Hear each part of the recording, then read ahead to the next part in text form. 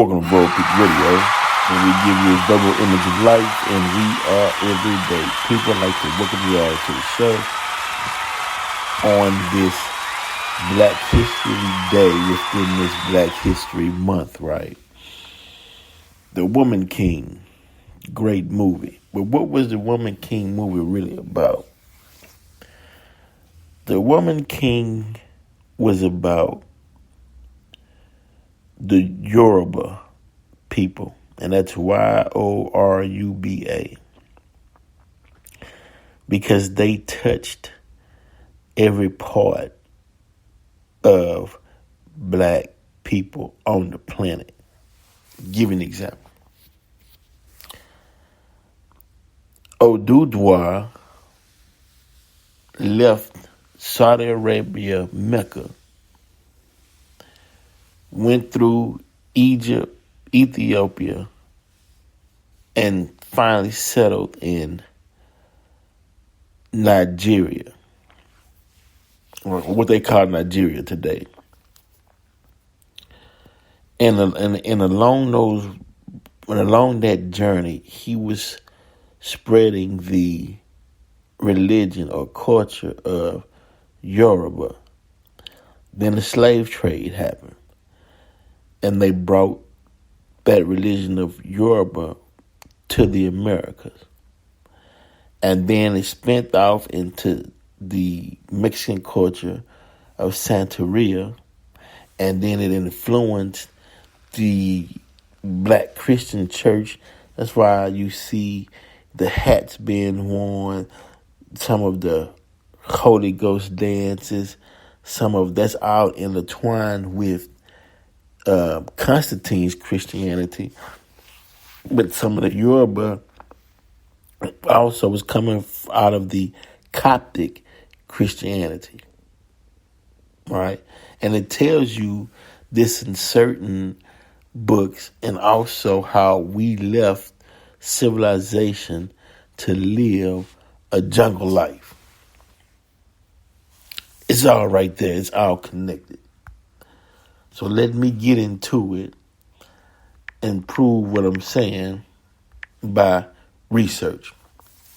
This is a case study of the old Oyo Empire in Mbib democracy. The Oyo, as you saw in the Woman King, the Oyo tribe, right?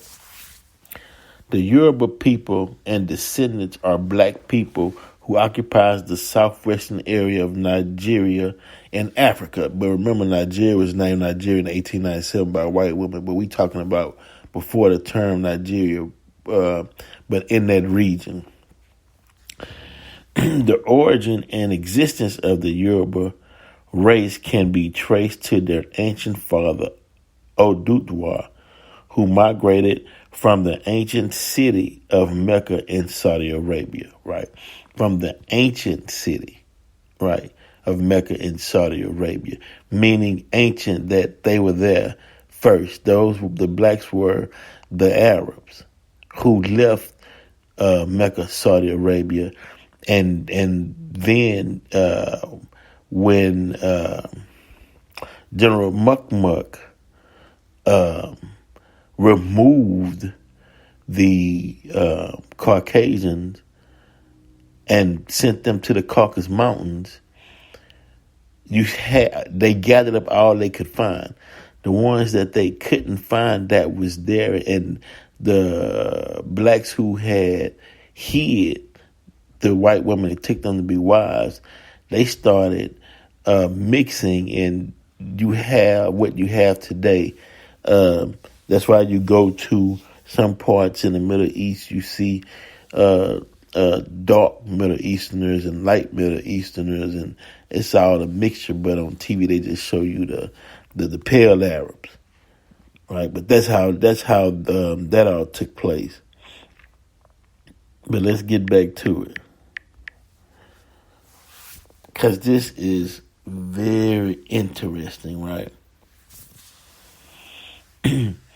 Okay, so he migrated from the ancient city of Mecca in Saudi Arabia.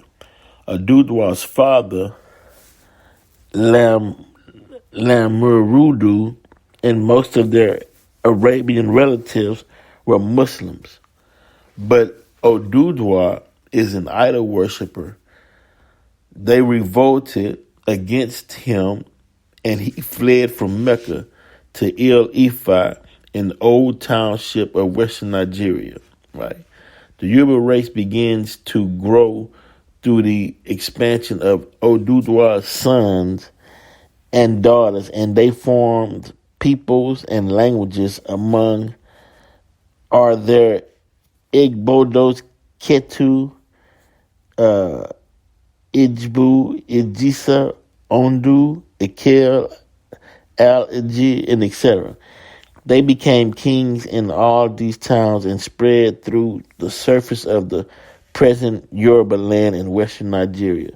Most of the roads and activities of the Yoruba people were known in the rule of the old Oyo Empire. Till this present time, Ifa, an ancestral god worshipped by Oduwa, is still consulted and worshipped on occasions in some parts of the town in Yoruba land, especially Oyo.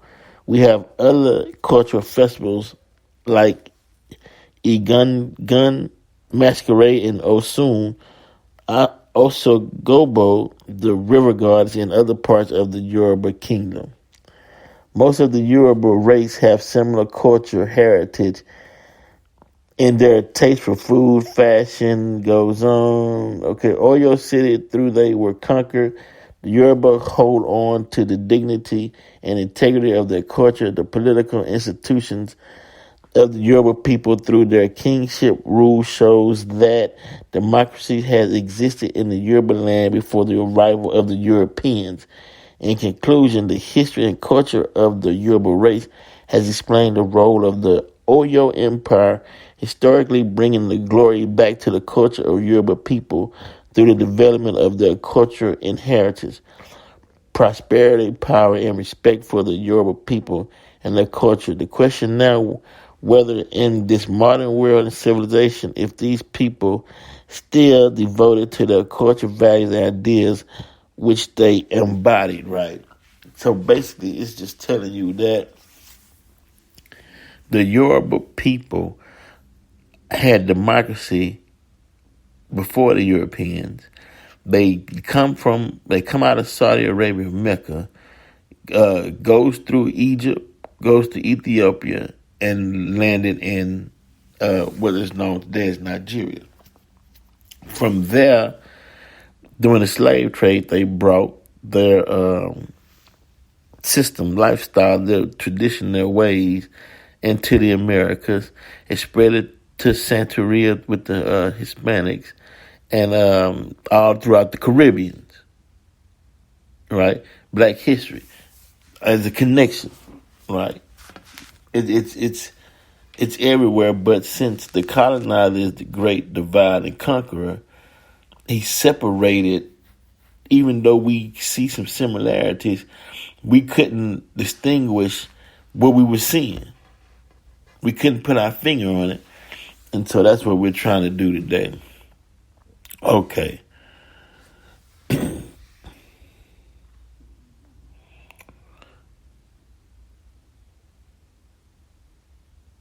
Okay, now here we go. The theory of the Arab origin of the Yoruba people is seemingly the oldest amongst other theories of their origins.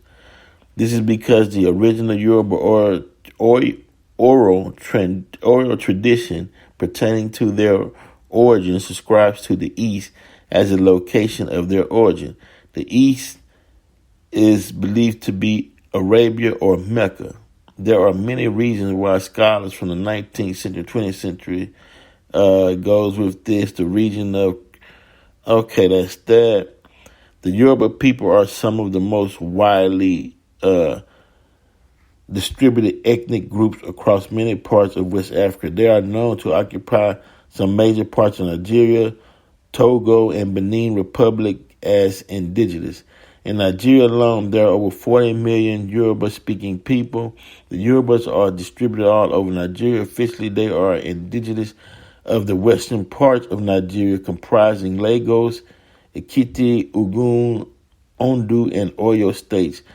They also share two states, Kogo and Kawara. and northern central parts of Nigeria. Other distinguishing features of the Yorubas are their religion is likely to have influenced many people in the Caribbean and the North and South Americas.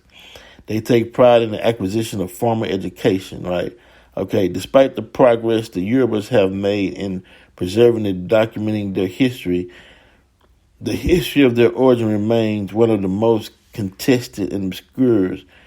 And they tried different scholars trying to go against them. But further, they said around 1910 to 1912, Leo Forbaninas taught that the Yorubas and their culture might have been influenced or probably originated from Etura and North Africa in what he described as the Atlantic theory of the Yoruba origin, right?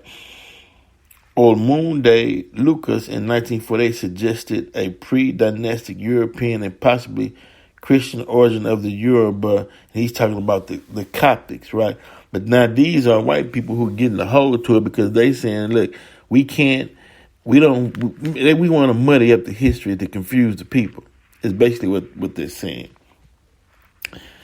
The first Nigerian and non-Yoruba known to have documented the history, right, of the Yoruba origin is Muhammad Bello. However, it is important to note that he did not invent the theory of the Arab origin of the Yorubas. The most prominent Yoruba tradition that describes the history of their origin is that of the Oduduwa as a migrant legend who is said to have originated from Mecca and landed in the Al-Ifa.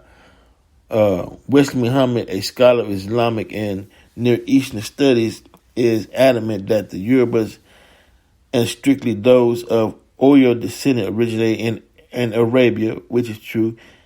Now they say he attempted, but he did provide some extensive historical evidence towards his claim that the Oyo Yorubas are of Arabian descent. Even when the Yoruba origin is associated with the kingdom of Moro in ancient Sudan, the alleged Arab influence on the Yorubas cannot be excluded in this regard. Moreover, Samuel Johnson is one of the first Yoruba people who, despite not having a university degree, documented the Yoruba origin history in its broader and most comprehensive form.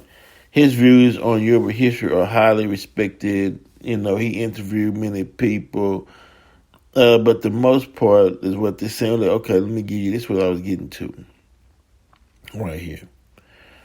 Okay, this is what I'm saying. We're getting to right here. Check this out. Right, El Yakubi in Tarika history book written in 1873. Right, associated the origins of the West African people with the ancient Near East. Some Arabs like al-Yaqubi were of the view that Ham, one of the sons of Noah, was regarded as the ancestor of the African or black people and whose descendants were cursed to serve as slaves. Yaqubi, who observed that the black people of West Africa originated from the ancient Near East through Ham. This is what he said. The people of the progeny or progenesis of Ham, son of Noah, left the country of Babel, right? Or Babel, right? Babylon, Babel. The people of the progenesis of Ham, son of Noah, left the country of Babel, went to the west, crossed the Euphrates, continued to Egypt, and thence moved to East and West Africa of the Nile. The Zigwa settled in Canaan in northern Nigeria, next to Hausa, then the Kwai, and finally the people of Ghana. It is not known precisely when and how some Arabs came to believe that West Africans originated from Africa or the ancient Near East, but it is assumed that the Hamitic hypothesis may have influenced this line of thought. The Hamitic myth, they talking about Ham, Hamitic. As for al-Yaqubi, his brief account of the great migration of West African people started from Babylon, relies probably on the West African oral tradition reported by Arab traders, which in his time might have been more detailed than now. Right? It might be recalled that Muhammad Bello, born on the 3rd of November 1781, was a prominent Islamic leader in northern Nigeria. His father, Uthman Dan Fodio, was the first to Islamicize northern Nigeria through Islamic Jihad. After the death of his father in 1817, Bello took over the military operations of his father's followers. He established more Saharian courts within the Sokoto Caliphate and extended jihad to northern Cameroon, Mali, Senegal, and Burkina Faso. Bello was brilliant, and he studied various subjects including Arabic, rhetoric, and classical Islamic systems. He was trained by Abdullah Fadio, his uncle Muhammad said, his elder brother Uthman de Fadio, his father. Okay, Bello prominence enabled him to meet distinguished people who visited Nigeria, meet captains. They said the Yoruba were remnants of the Canaanites. But let me go back this up. This is what I was getting to, too. And we'll close it out.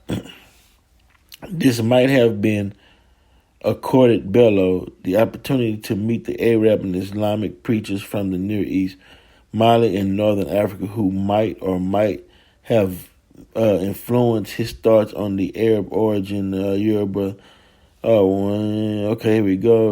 Okay. All right.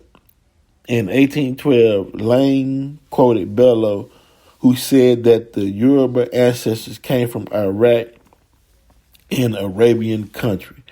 The Yoruba were remnants of the Canaanites of the tribe of Nimrod, who were expelled by Iraq by Ya'ub Qatin and who fled to the west before they proceeded via Egypt and Ethiopia until they came to Yoruba. So it's so many different stories, right? Let me read this last one.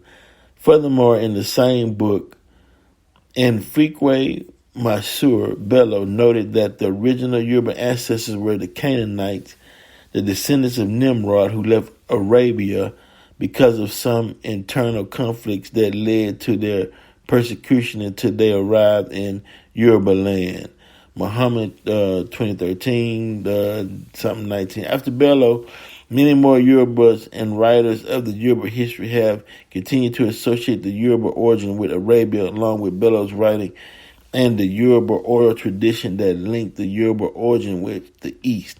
Basically, what I'm trying to say is, if you follow the migration of the Yoruba people from Saudi Arabia, Mecca, they influence Egypt, Ethiopia, Ghana, Nigeria, all of West Africa, right, all the way down to the Americas, to the Caribbean, to South America with Santeria, and that's Black history. It meaning that one Yoruba tribe with their leader Oduduwa, right, touched throughout history Black people all over the world. It's the point I was making. Whether you believe in a religion or not, that's not what I'm saying. I'm simply saying how powerful Black people are, to where the influence and the creativity, because they had democracy before Europeans had democracy, spread it throughout the world, right? It's how strong the energy of it was, is what I'm saying.